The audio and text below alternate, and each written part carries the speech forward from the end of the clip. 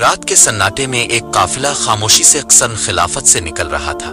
پہلو میں ایک بوڑھا شخص، آنکھوں میں نمی اور دل میں ایک پوری امت کا درد۔ یہ تھے سلطان عبدالحمید ثانی، خلافت عثمانیہ کے وہ چراغ جو بجھنے سے پہلے اندھیرے کو روشنی دے گئے۔ اس رات نہ صرف ایک بادشاہ جلا وطن ہوا، بلکہ پوری امت محمدیہ کا آخری سایہ چھن گیا۔ لیکن سوال یہ ہے، خلافت کو کس نے گرایا؟ کیا دشمن صرف باہر کے تھے؟ اندر سے ہی خنجر مارا گیا؟ آئیے ہم اس دور کی طرف پلٹتے ہیں جہاں خلافت کمزور نہیں تھی، بلکہ پوری دنیا کے دل پر حکومت کر رہی تھی، جہاں ایک حکم سے دریائے نیل رک جاتا تھا اور روم کے دروازے کانپ جاتے تھے، جہاں اذان کی آواز یورپ کی فضا میں گونجتی تھی اور صدیوں تک صلیبی سجدے میں گرتے تھے۔ پھر ایسا کیا ہوا کہ وہی خلافت ٹکڑوں میں بٹ گئی۔ 19ویں صدی یورپ سائنسی ترقی کی دوڑ میں تھا اور ہم درباری سازشوں میں الجھے ہوئے تھے۔ اندرونی وزراء مغربی طاقتوں سے رقم لے رہے تھے اور غداری کو سیاست سمجھا جانے لگا تھا۔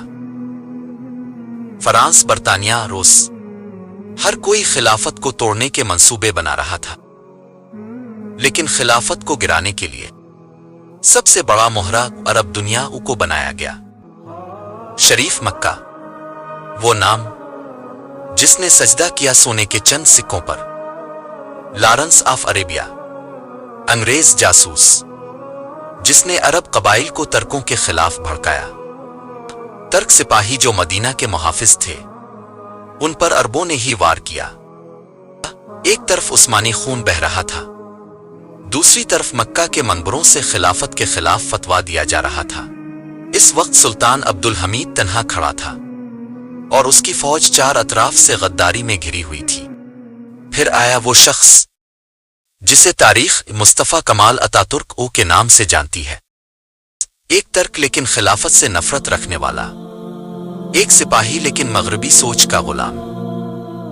اس نے کہا، ہمیں مذہب نہیں قوم پرستی چاہیے۔ ترکی میں پردہ ہٹا دیا گیا، اذان بند کر دی گئی اور خلافت کو جرم بنا دیا گیا۔ 1924 خلافت عثمانیہ کا باضابطہ خاتمہ کر دیا گیا۔ 1000 سالہ ورثہ چند دستخطوں سے ختم ہو گیا۔ امت حیران تھی کہ مسجدیں تو تھیں لیکن امیر المومنین نہیں رہا۔ خطبہ جمعہ خالی ہو چکا تھا، امیر کا نام لینے والا کوئی نہ رہا۔ مدینہ رو رہا تھا اور مکہ خاموش تھا۔ کسی نے کہا یہ نظام پرانا ہو چکا تھا، لیکن کسی نے یہ نہ سوچا کہ دشمن آج بھی اسی نظام سے ڈرتا ہے۔ خلافت ختم ہوئی، لیکن سبق باقی ہے۔ آج امت بکھری ہوئی ہے۔ کیوں؟ کیونکہ مرکز ختم ہو چکا ہے۔ ہر ملک، ہر قوم، ہر زبان اپنا جھنڈا اٹھائے بیٹھی ہے، لیکن امت کا جھنڈا کہیں نظر نہیں آتا۔ یہ ویڈیو کوئی تاریخ کا باب نہیں، یہ ایک پیغام ہے، ایک سوال ہے، کیا ہم دوبارہ اٹھ سکتے ہیں؟ کیا ہم پھر سے ایک امت بن سکتے ہیں؟ کیا خلافت کا تصور دوبارہ زندہ ہو سکتا ہے؟ ہاں، اگر ہم وہی قربانی دیں جو ہمارے آباء و اجداد نے دی تھی، اگر ہم کتاب کو تھام لیں اور فرقوں سے اوپر اٹھ جائیں، اگر ہم میڈیا، معیشت، تعلیم، سب میدانوں میں قیادت کریں، تو دنیا پھر کہے گی یہی وہ امت ہے جو کبھی زمین پر عدل لے کر آئی تھی۔ یاد رکھو، خلافت کوئی پرانی عمارت نہیں، یہ ایک نظام ہے جو انصاف پر کھڑا تھا، اور جب تک انصاف واپس نہیں آتا، امت جاگ نہیں سکتی۔ پٹھان ٹی وی کہتا ہے، جاگو، سوچو اور تاریخ سے سیکھو، کیونکہ جو قومیں تاریخ بھول جاتی ہے وہ خود تاریخ بن جاتی ہے۔ یہ صرف کہانی نہیں، یہ ایک سوچ ہے۔